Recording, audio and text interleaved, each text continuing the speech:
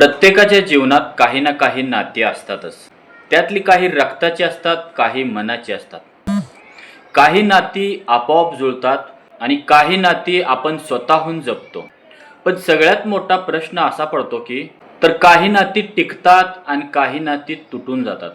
तर तुम्हीही असा कधी कधी विचार केला असेल. एखादं नातं 8 वर्ष टिकतं, एखादं नातं 15 वर्ष जाऊन टिकतं आणि काही नाती तर त्यातली अशी असतात की आयुष्यभर मंडळी टिकतात. पण सगळीच नाती का नाहीत टिकत? नातं का बदलतं, नातं का तुटतं, कधी कधी आपणही याचा विचार करत असतो. पण काही वेळा समोरच्याचं मन बदललेलं असतं, काही वेळा तर परिस्थितीही बदलते आणि काही वेळा लोक स्वतःहून बदलतात आणि काही वेळा असंही झालंय की आपल्याच अपेक्षा वाढतात. आणि काही नाती अशी असतात की आपल्याला तोडायचीच असतात, म्हणजे तुटली तरीही चालू शकतात.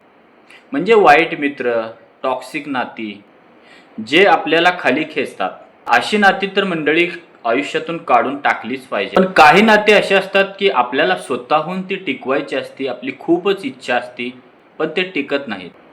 तर आज आपण ह्याच बद्दल चर्चा करणार आहोत. तर ह्याच्या दोन प्रमुख कारणे आहेत. तर दोन गोष्टी तुम्ही जर लक्षात घेतल्या तर तुमचं कोणतंही नातं असेल ते शेवटपर्यंत टिकेल. पहिली गोष्ट आहे व्यक्ती समोर असताना. म्हणजे जेव्हा व्यक्ती आपल्या समोर असते तेव्हा प्रत्येक गोष्टीची देवाणघेवाण झाली पाहिजे. म्हणजे की प्रेम असेल, प्रेम देणं असेल, आपुलकी देणं असेल, त्या व्यक्तीला रिस्पेक्ट देणं असेल, आदर देणं असेल किंवा साथ देण्याची भावना असेल, मदतीची भावना असेल, तर ह्या सर्व गोष्टीची देवाणघेवाण ही झाली पाहिजे जेव्हा ती व्यक्ती समोर असो किंवा पाठीमागे असेल. आणि ह्या सर्व गोष्टी करत असताना आपण पूर्ण खऱ्या मनातून ह्या गोष्टी केल्या पाहिजेत. म्हणजे की समोर आपण मदत करतोय पण आतून आपल्याला मनाला वाटतंय की मदत मी का करतोय, हे असं वाटलं नाही पाहिजे. म्हणजे एखाद्याला आदर देतोय आपण आणि परत तुम्हाला मनातून असं वाटतंय की आदर हा आपण दिला नाही पाहिजे, का आपण आदर देतोय, हे असं नको आहे. आपण पूर्ण मनापासून आपलं एक हे कर्म करायचं आहे की आपल्याला पूर्ण ह्या गोष्टी द्यायच्या आहेत. पाठीमागं असा नाही विचार करायचा की आपण एखाद्याला रिस्पेक्ट देतोय, प्रेम देतोय, आदर देतोय म्हणजे तो त्याचा गैरफायदा करेल किंवा तो आपल्याबद्दल चुकीचं समजेल किंवा आपल्याला कमी लेखल, असं काही आपल्याला चुकीचा विचार पाठीमागं करायचा नाही. आपण त्यांच्याविषयी विचारच नाही करायचा आहे. आपण फक्त आपलं काम करायचं आणि चांगलं विचार ठेवून आपण त्या गोष्टी करायच्या. तर जेव्हा ह्या गोष्टी आपण मनापासून देत राहाल, जेव्हा हे नातं असतं आपलं, कारण की ईश्वरानं आपल्याला ह्या सर्व गोष्टी जे दिल्यात ह्या फ्री गोष्टी दिलेल्या आहेत. म्हणजे ह्याच्यासाठी तुम्हाला पैसे लागत नाही आहेत, धनदौलत लागत नाही, कारण भरपूर काही गोष्टी करण्याची गरज लागत नाही. ह्या गोष्टी आहेत त्या फ्री आहे, मुफ्तमध्ये आपल्याला मिळालेल्या आहेत. आपण प्रेम कोणालाही देऊ शकतो, रिस्पेक्ट आपण कोणालाही देऊ शकतो, आपलं काही कमी होणार नाही आहे, अशा ह्या गोष्टी आहेत. आणि त्यासोबत विचारांची देवाणघेवाण, जेव्हा ती व्यक्ती समोर असते तेव्हा मनापासून विचारांची देवाणघेवाण झाली पाहिजे. हा ठीक आहे, ह्याचा विचार नका करू की ह्या विचाराचा कदर ती समोरची व्यक्ती करेल अगर न करेल, पण तुम्ही तुमच्या मनापासून ह्या गोष्टी करत राहिलं पाहिजे. आणि सर्वात महत्त्वाचं म्हणजे जगातली प्रत्येक व्यक्ती ह्याच गोष्टी शोधत असते की त्याला प्रेम हवं असतं, त्याला आदर हवा असतो, प्रत्येक व्यक्तीला रिस्पेक्ट हवा असतो, प्रत्येक व्यक्तीला साथ देण्याची भावना, मदतीची भावना. तर ह्या गोष्टीला माणूस जो आहे तो आज आसुसलेला आहे. तर ही जर गोष्ट त्याला जिथे भेटेल तिथं तो व्यक्ती ओढला गेला जातो. आणि नात्यामध्ये आपल्याला हाच फायदा होतो की ह्या व्यक्तीचं नातं आपलं आधीच असतं कोणत्या ना कोणत्या कारणास्तव. म्हणजे की शाळेमध्ये असेल किंवा आपल्या रक्ताची नाती असतील, तर ही नाती टिकवण्यासाठी आपल्याला ह्या गोष्टीची देवाणघेवाण असणं खूप गरजेचं आहे. आणि तेही सर्वात महत्त्वाचं म्हणजे मनापासून.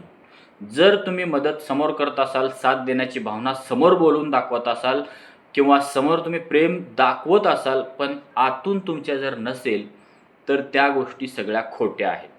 आणि खोट्या गोष्टी समोरच्याला काही ना काही दिवसानंतर आपलं जे नातं आहे ते कमकुवत व्हायला लागतं. कारण ह्या गोष्टी तुम्ही चुकीच्या केल्या होत्या. कारण केल्या होत्या पण मनापासून कधीच केल्या नव्हत्या. म्हणजे शेवटी आपण आपल्याला जे आहे ते फायनली आपलं कर्म चांगलं ठेवायचं आहे की तो पाठीमागं काय विचार करेल ह्याचा कधीच विचार करायचा नाही. आपण जास्त प्रेम दिल्यानंतर तो जास्तच डोक्यावर बसेल किंवा जास्त आदर दिल्यानंतर जास्त तो वेगळं काहीतरी वागेल आपल्यासोबत, असा कोणताही विचार ठेवायचा नाही आहे. म्हणजे त्यांच्याबद्दल तुम्हाला विचारच करायचा नाही. तुम्हाला फक्त हा विचार ठेवायचा आहे की मी त्यांच्यासोबत खूप चांगल्या पद्धतीनं वागलेलो आहे, माझं खूप चांगलं त्यांच्याबद्दल विचार आहेत आणि मी ह्या गोष्टी त्यांच्याबद्दल करतोय. आणि त्याच्यानंतर रिटर्न तुम्हाला कोणतीही भूमिका नसली पाहिजे की मी मदत केली म्हणजे मलाही मदत त्यांनी केलीच पाहिजे, किंवा आम्ही प्रेम देतोय म्हणल्यानंतर त्यांनीही आदर तेवढा दिलाच पाहिजे. ह्याची अपेक्षा कधीच नाही ठेवायची. जर मिळाला तर घ्या, नाही मिळाला तर सोडून द्या. तर ही होती मंडळी पहिली गोष्ट. तर ह्या गोष्टीची देवाणघेवाण आपल्या नात्यामध्ये करणं गरजेचं आहे. आता दुसरी गोष्ट, तर ती व्यक्ती जेव्हा समोर नसते, जेव्हा पाठीमागं आपण तिच्याबद्दल काही विचार करत असतो, की काही वेळा काय होतं, जेव्हा ती व्यक्ती आपल्यापासून थोडं दूर जाते, म्हणजे त्यांच्या ठिकाणी असेल आणि आपण आपल्या ठिकाणी असेल, तर अशा वेळेस आपण जेव्हा पाठीमागं असतो त्यांच्याबद्दलच्या चुकीच्या गोष्टीचा विचार करतो. म्हणजे की त्यांच्यामध्ये असणारे दुर्गुण ह्या गोष्टी वरती आपण चर्चा करतो. ही व्यक्ती अशीच आहे, ही व्यक्ती तशीच आहे.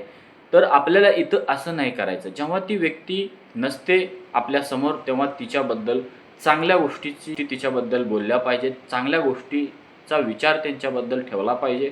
म्हणजे प्रत्येक व्यक्ती जगातली आहे ती तिच्याकडं कोणती ना कोणती तरी चांगल्या गोष्टी असतात, त्या ओळखल्या पाहिजेत. म्हणजे की त्यांच्याकडं असतील 4 दुर्गुण आणि 5 असतील ते चांगले गुण असतील, तर आपल्याला दुर्गुणाशी काहीही मतलब नाही आहे. आपल्याला आहे गुणांशी मतलब. आपण जे नातं ठेवलं आहे ते त्यांच्या गुणांशी ठेवलं आहे.